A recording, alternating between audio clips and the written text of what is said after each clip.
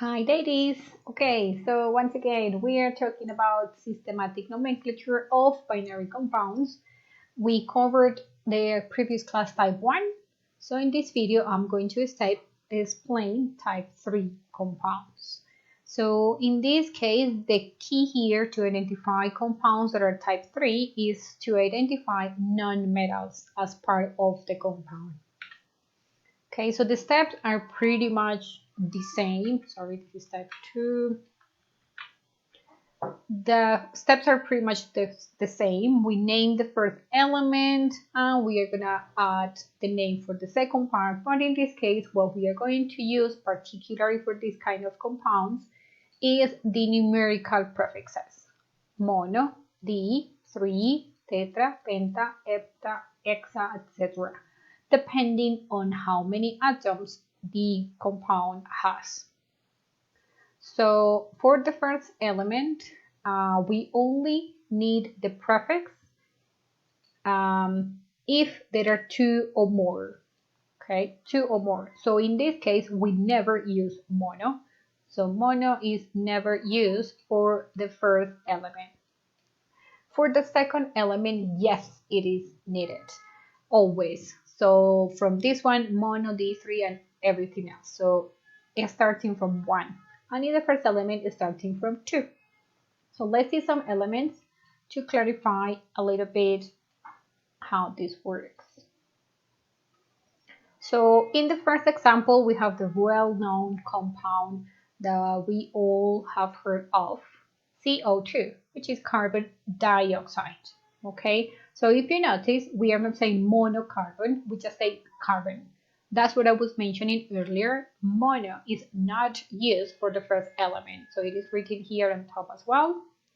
Mono is not required for the first element in the compound, but it is always required for the second one.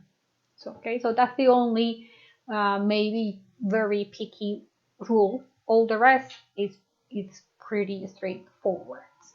So if we notice in the second compound, for example, they look very similar. So it's carbon, carbon, oxygen, oxygen.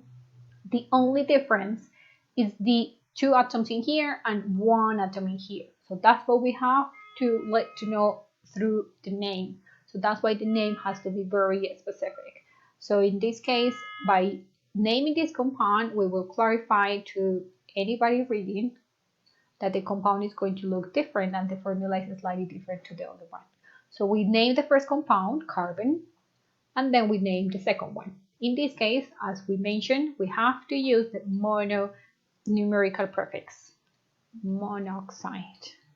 So maybe you have heard of this compound as well. This is less common because it's very dangerous.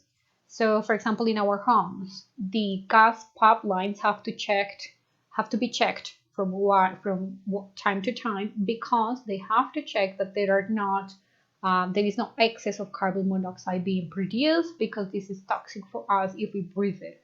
Carbon dioxide is well known. It is on the smokes produced in the different smokes produced.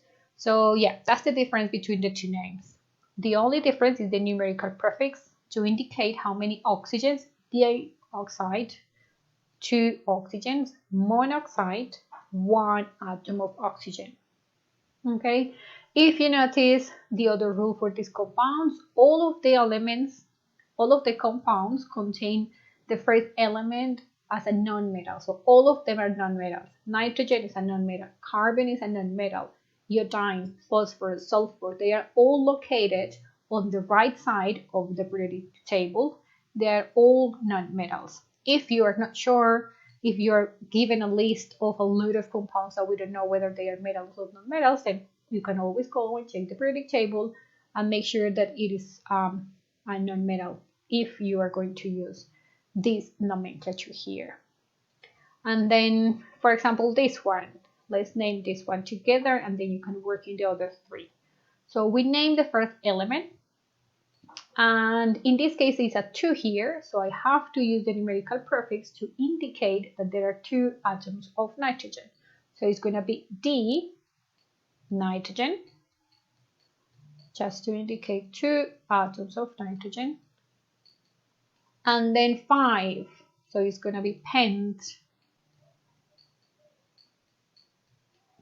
for 5, and oxide. I know this is an oxide because the subscript is different to number 2. Okay, so in that case, that's for me the easiest way to identify that that's an oxide. See, the same for the previous compound that we named. In here, there is only one atom of oxygen. That cannot be a peroxide. That's an oxide. So in this case, that's how we name it, the nitrogen pentoxide. And it goes the same for the others. We just need to use the numerical prefix to indicate how many atoms of that element there are in the compound. Okay, so if there is 1 for the first element, we don't need to mention it as a mono. If there are 2 or more, we have to be specific. And for the second one, we have to be specific with any amount of atoms in the compound. And that's it about type 2, ladies. So let's practice a little bit with these 3 and with the other exercises that you will find in the next slide. Thank you, ladies. Let me know if you have any questions, any confusions, and I will clarify to you.